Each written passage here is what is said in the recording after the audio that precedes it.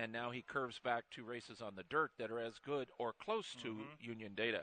I love the fact that this horse has worked 3 times here at Lone Star. That's a big deal because horses that have run over the track have been at a distinct advantage over horses that have not.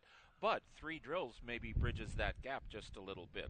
Certainly 59-4, and then the last breeze of 38-3, which was just a tightener to get ready to go. Sophia Barandella has impressed as a young starting out bug girl here at Lone Star, and I'm with Mr. Rick Lee. We're on the same horse.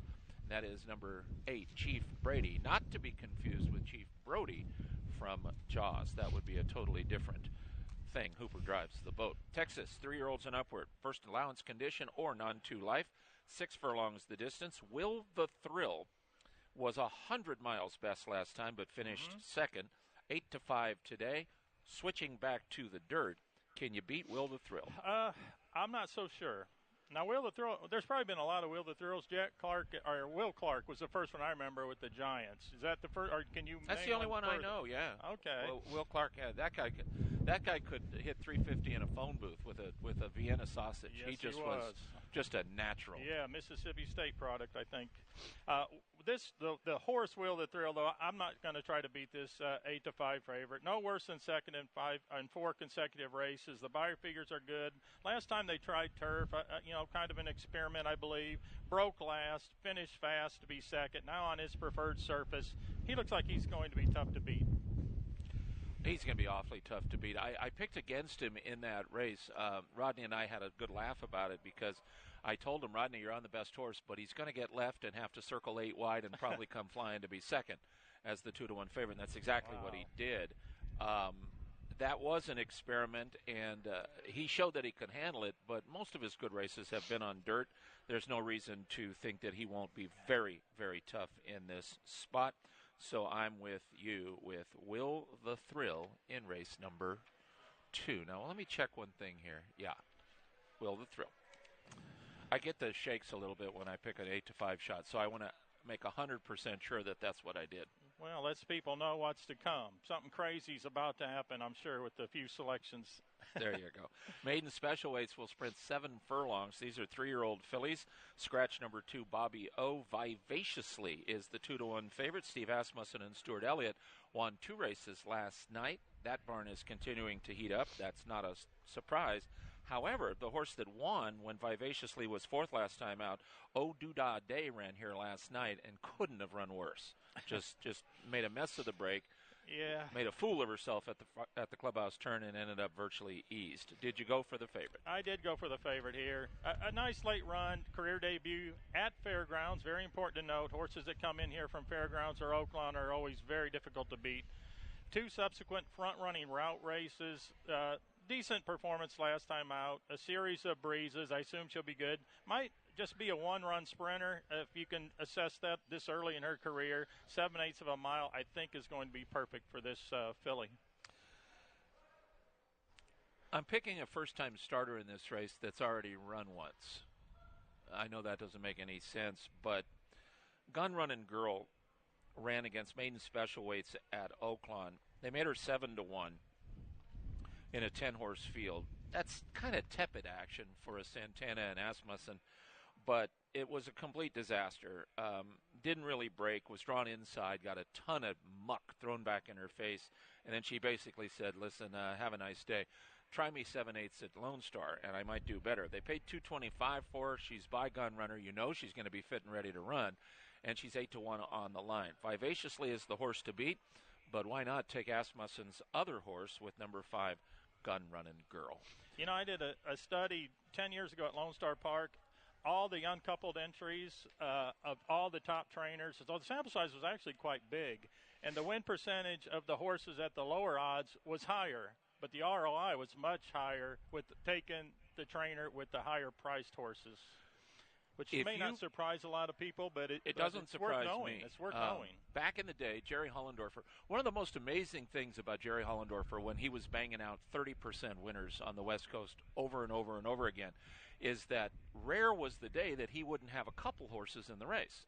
So hitting 30% when you know one of the 2 horses that you're going to run is not going to win is really phenomenal. Oh, I got a Hollendorfer story for you. I got to tell you this. Okay. So I'm hustling book, and I have Joel Rosario at Bay Meadows, and I'm just trying to get him going. Mm-hmm. And Jerry puts him on a horse in the first race, going a mile on the turf. And it had to be the first race because it was Friday night and the lights were terrible. So they ran this race as the first race. And Joel is in perfect position. I mean, couldn't be better. Sitting third, going in the far turn. He waits for the filly to change her leads, straightening away, uncocks his stick, and you can see the stick go up in the air. Mm-hmm. Clunk. I said, here we go. So drops, he takes his helmet cap off, he takes his goggles off, and he starts, and everything he can do, and the horse gets beat a quarter of an inch. So I figure I better take my medicine right here and now with Hollendorfer. Yeah. Okay? So I stand at the bottom of the escalator, and I can hear him screaming from before he gets on. And he gets down, and he goes off for about 30 seconds. If this kid's going to be a rider around here, F this, F that, blah, blah, blah. And he just goes crazy. And I said, okay, well, but it stops after about 30 seconds. And he's gone. And I said, that wasn't so bad. You know why he stopped and was gone? The other horse won, I'm guessing. His other horse won. Yeah. The horse that beat him by a nose was his horse. Wow.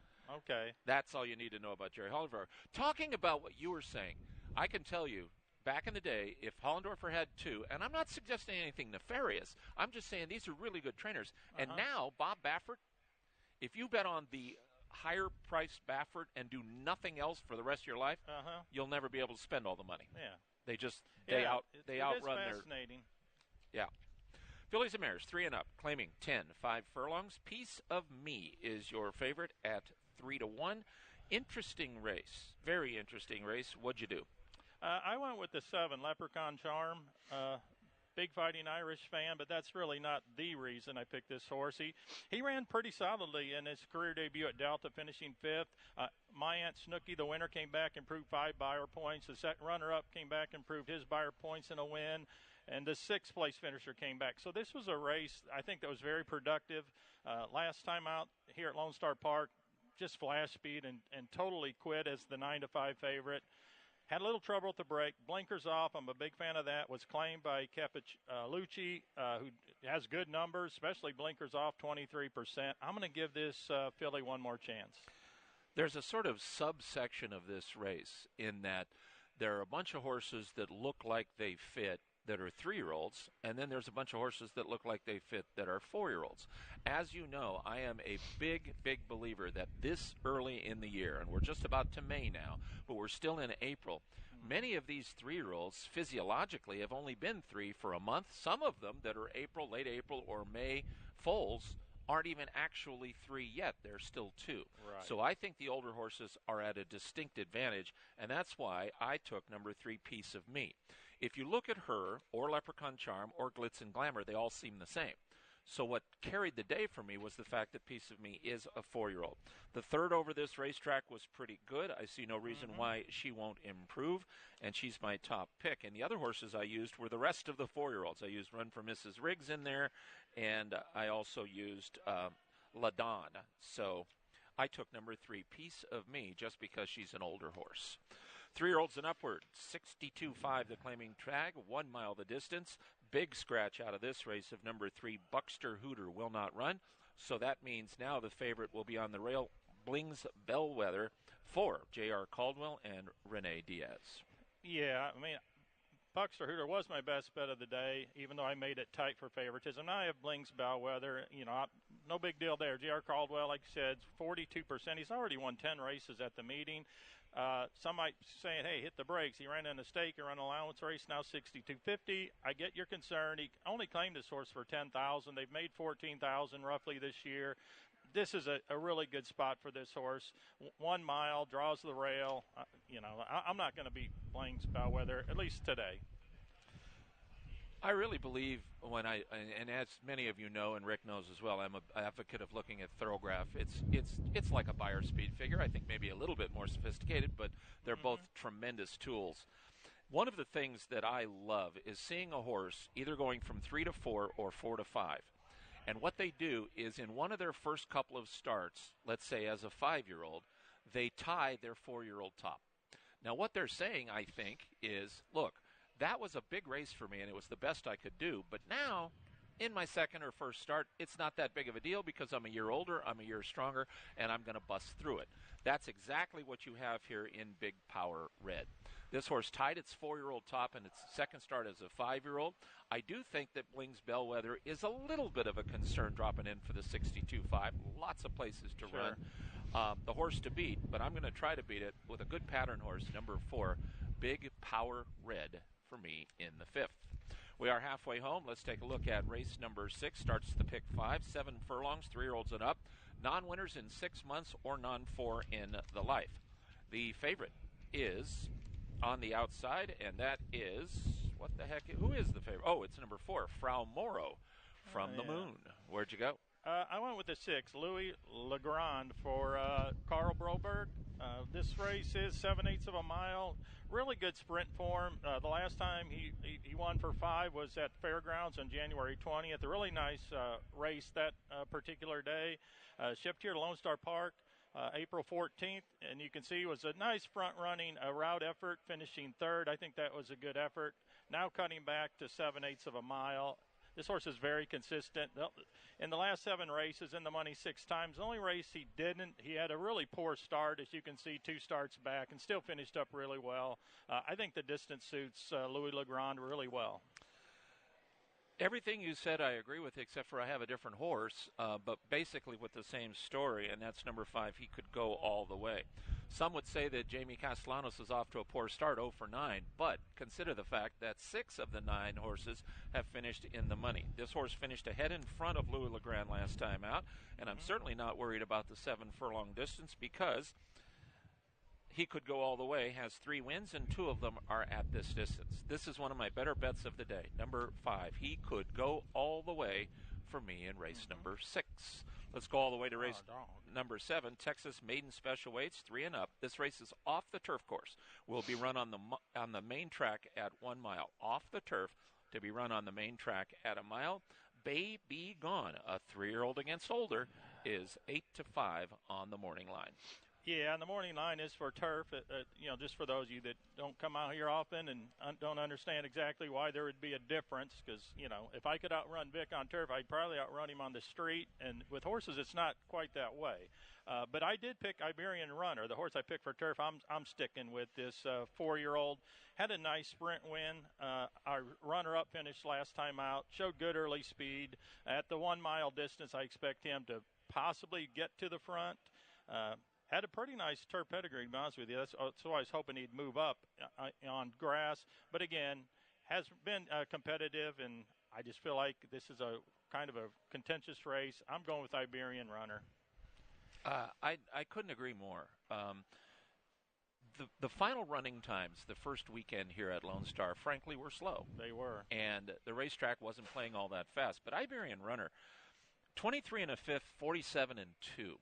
That's 23-1, 23-4 for the first 2 quarters on a racetrack that was not playing that fast. Understandably got a little bit tired, but still hung on to finish second.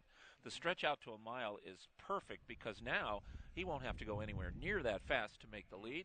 I think he plays run off and hide, and I hope Baby Gone stays in the race and doesn't scratch out. I would expect you might see a scratch of that horse, but if not, Iberian Runner's a kick in the pants in this spot and would be a pick 5 single for me. Starter allowance, 5,000 or less within the last year, or claiming 10, 1 mile the distance. Massive scratch in this race. Take out number 2, Quarterback Dak. Was the 5-2 morning line favorite, so we'll find a new favorite and also take out number 10, Punch'em. Where'd you go in the 8th? I'm going with the claim for Broberg. Looks like I got a few Brobergs today. Dino's Cape, who last time out was dropped down to $5,000 claiming race by trainer Rhonda Tooley, and set a moderate pace. I know the fractions look slow, but as Vic alluded to, the fractions and times have been quite slow this year. So it was an honest pace. Draw off to win by 3. Broberg claims the horse. Really consistently competitive career record here at Lone Star Park. And I also like that this 6-year-old's versatile. You can see from his PPs, he can win from back, he can win mid-pack, he can win from on the lead. So I just like his versatility, and I think he's the one to beat. Maybe not the best value in the race, perhaps, but he's, I think, the one to beat. I think he's the one to beat, too. We've talked about how I like claimbacks, and you were talking about a claimback for Broberg. This is actually a double claimback. He's lost this horse before, claimed him back, lost him again, and took him back again. So he really knows Dino's Cape, and whatever he does, he knows that he can get as good races out of him. That's part of the story. The second part of the story is there's a horse that even if Dino's Cape runs his A race, Nautical Moon is faster than him. The fourth at Houston, where the aforementioned Buckster Hooter finished second, I was really interested to see how he would run because that would really help the stock of Nautical Moon. Right. But we don't know that Palatial Times came out of that race and won again here. Yep. I like this horse quite a bit. And the only horse that I actually really fear is Rick's horse in Dino's Cape. So in this race, you're going to see me playing 3 to win and a 3-8, 3-9 box Nautical Moon for me in race number 8. 3 next out winners out of that race, too. Palatial Times race. So definitely a key race. Yeah, and his number was really good. Even as good as Dino's Cape's numbers when he was really good. And he's not quite the same horse now. 5 furlongs the distance, fillies and mares, 3 and up, non-3 in the life. 20K is the tag. It's a G thing. Number 2 is scratched, as is number 8, Jan's Baby. Yeah, might be my excuse when Jan's turn to win gets bet down off that 6 to 1. I looked at that and I was, I kind of hit myself sometimes when I think I mess up a line before the race is even run, and I feel like 6 to 1. I got stupid there, but there's been a couple scratches. I took the 6 though, Miss Distinctive, Broberg again. This horse cleared that non-winners to 2 condition pretty easily April 16th here, going 5 1/2 furlongs. Came from slightly off the pace. I like just the forward trajectory of this horse. Showed a lot of talent as a 2-year-old. That's a big buyer figure this filly earned in her debut. So I think she's going the right direction for Broberg. I'm going to make her a solid chance to repeat. This year at Oaklawn, where you made the line and were brilliant doing it, every time I kind of questioned it, I turned out wrong. You had it right. In this one, I am going to question 6 to 1 on Jan's turn to win. I just think that this horse, they tried something that she didn't want to do. She pretty much proved she didn't want to do it and still won. Yep. That was the opening night. It was the last race of the night. J.R. Caldwell was winning his 4th race on the card. And you would have sold your tickets at 10 cents on the dollar going into the 3/8 pole. And suddenly, here she comes in the middle of the racetrack and just blows them off the track. Yep. I think she's one of the more likely winners on the card. Number 5, Jan's turn to win for me in race number 9. The Midnight Handicap is race number 10. It's the final race of the card, and it will not be run on the turf course. It'll be run at 5 furlongs on the main track, maiden special weights, 3-year-olds and upward. Stasis is our 2 to 1 favorite, a 5-year-old maiden who's made 12 starts. That takes a little bit of guts. Where'd you go? This is on the main track now, so we're off turf. I like the 9 in here. I did have Stasis originally, but I'm going to Kells Bells on the main. Really nice race last time out. Dueled for the lead. Narrowly beaten. First start in blinkers for trainer Steve Asmussen. Clay's Black Opal. Scott Young, 6 to 5 shot. Just edged him out for the win that day. It was 8 lengths back to third. A similar effort at this short 5/8 of a mile distance. I think we'll get it done. Kells Bells, if he repeats his last race, is going to run off the screen.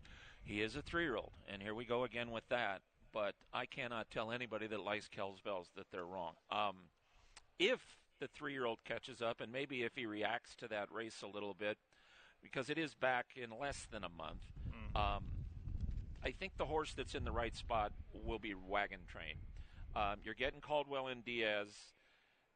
5th first time out, caught the slop last time out, and actually ran much better. And at the end of the day, when you have 2 horses that are pretty much equal, I'm always at this point of the year. By the way, it changes in October. Then you take the 3-year-olds because you're still getting the weight, and now they have an advantage because they're almost 4 instead of almost 2. But now it's still April, and I'm going to take number 6, Wagon Train. You got any zebras you can tout me on, or do you know a particular ostrich that's been training well? Or no, I'm not big on zebra racing. Okay, no insight whatsoever. I'll bet on which fly is going to take off from the windowsill. Doesn't matter to me. You made the right choice joining us here today for a Saturday extreme day of racing. My name is Vic Stauffer. This is Rick Lee. We're going to have the national anthem, the changes, and kick this sucker off at 1:35. Thanks for joining us, and the very best of good luck today at Lone Star Park at Grand Prairie.